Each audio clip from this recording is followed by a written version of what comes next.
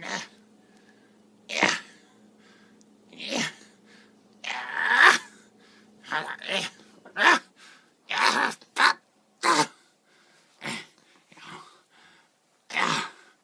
Hello. My name.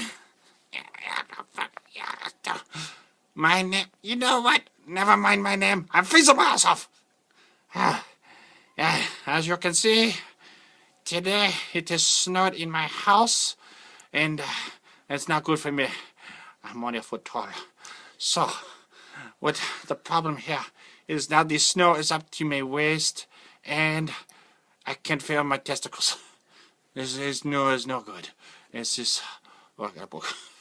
Hold on. Okay, sorry about that. Anyway, today in sports, well, there were no sports because we got 2 feet of snow again. So all sports were cancelled. The Bruins did not lose, and neither did the Celtics. So, well, I don't know what else to say. So I go bye-bye now, and we talk later. Bye-bye.